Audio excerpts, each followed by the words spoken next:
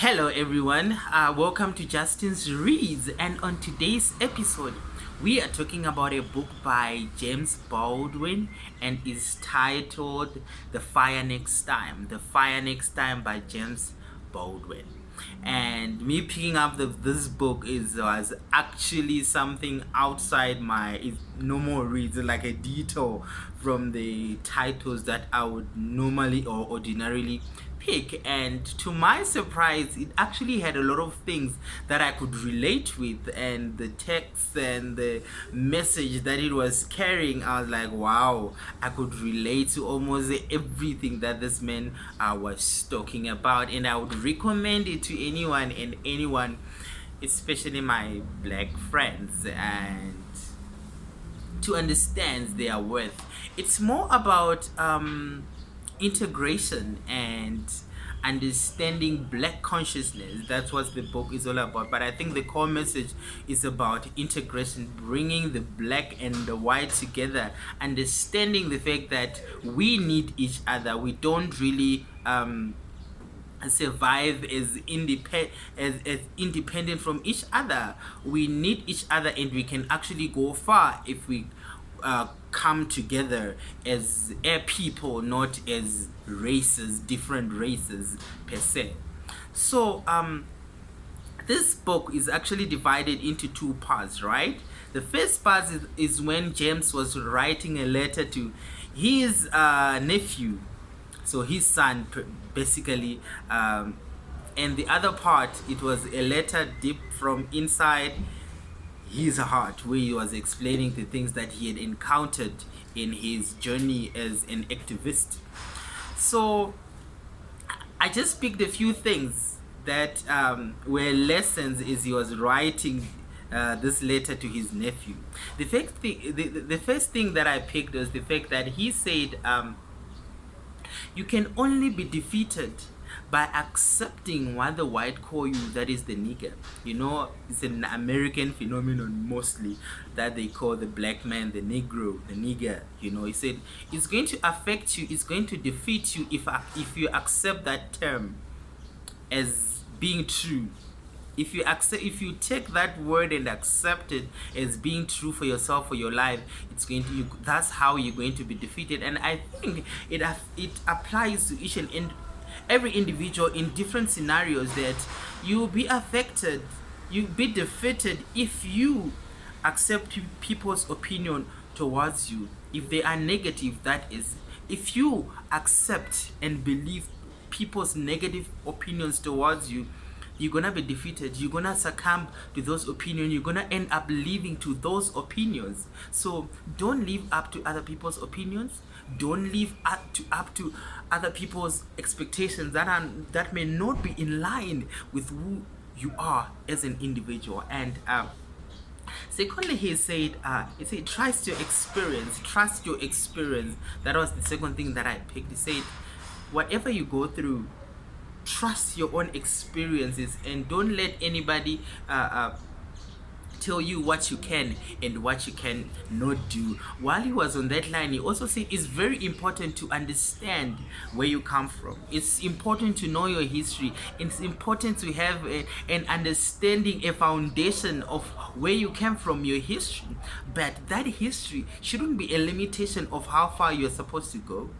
It shouldn't be a limitation of the kind of things that you can achieve, that you can accomplish as an individual. No, it shouldn't be. It shouldn't be like that. And I said, yes, know where you came from.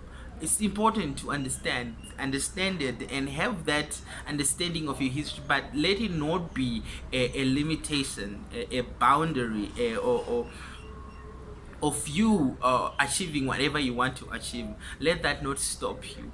Let not your history, or the color of your skin, or your background, or the history of your parents, your grandparents, be a limitation on how far you can go as an individual. That was the letter to the nephew.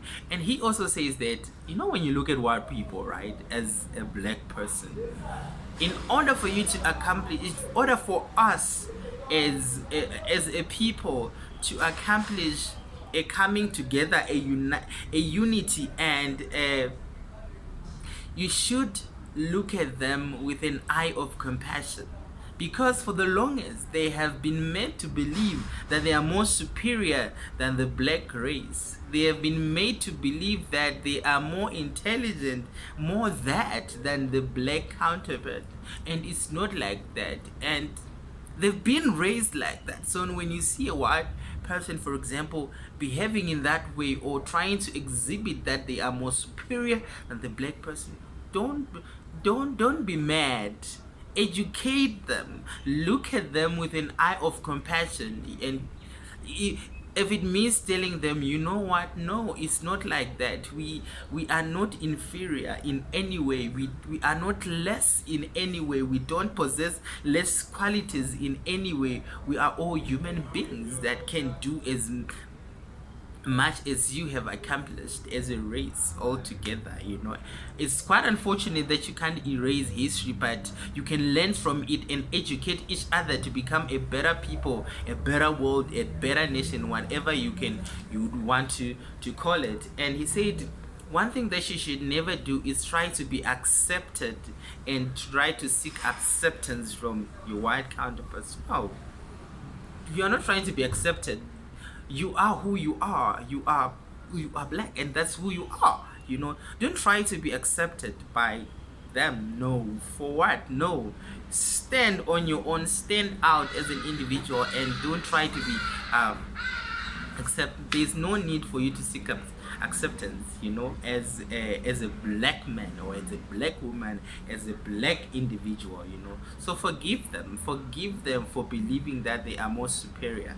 That's the only way that we can move forward. And he finally said, true integration actually comes from us now as black people, or a black person actually coming to a realization, to an understanding of their own value, and taking it, living by it, understanding that they are able as a people to do anything that they would like to do and they would want to do without the need to be validated by the people of a different color. As you are right now, you don't need any validation from any other race for who you are, or what you can do or what you cannot do. Acceptance, true integration, is you waking up to your worth, realizing what you are worth as a person, as an individual. And then later on, he spoke about a whole lot of things concerning that was the second part, a letter to his coming from his own mind, he said. And I just picked up one interesting thing. He said it's very sad that from the moment that a black child opens their eyes, right, they are just surrounded by situations and circumstances that makes them believe that no, the white person is more superior than the black.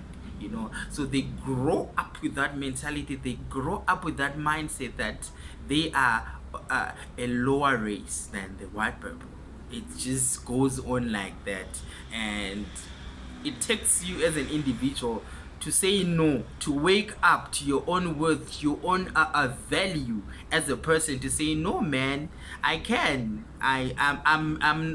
not a person of a lower race than my white counterpart or my Indian counterpart or my Chinese, or however you want to put it. No, it's not like that.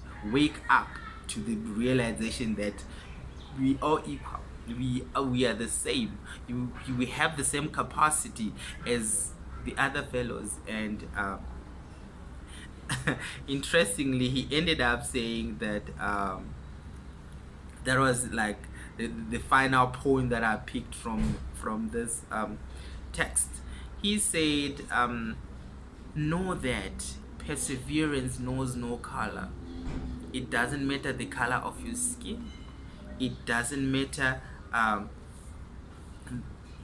the color of your hair. It doesn't matter your race. Perseverance knows no color. You can accomplish whatever you need or you you desire to accomplish, despite the race where you come from, despite the color of your skin.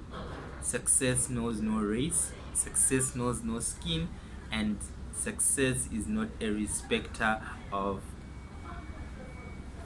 who you are. It's just a matter of you waking up, realizing that you are worth, and you can do it. So that was the book, and I actually left a whole lot of things that were my own personal lessons that I got from the book, and each person should just grab the book and learn from them. And a lot of controversial items that are in the book as well, and I would recommend that you get it, man.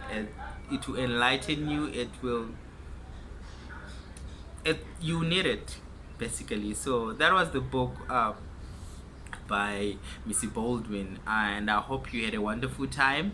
Till we meet again, don't forget to subscribe, like, and comment. And if you have time, please comment and tell us what you think, what it means to you to be a black person, and what integration means to you, what unity and acceptance mean to you as an individual, and how do you think the world can move on to become a better place with integration, with coming together, black and white, or looking beyond color as a people. Thank you so much.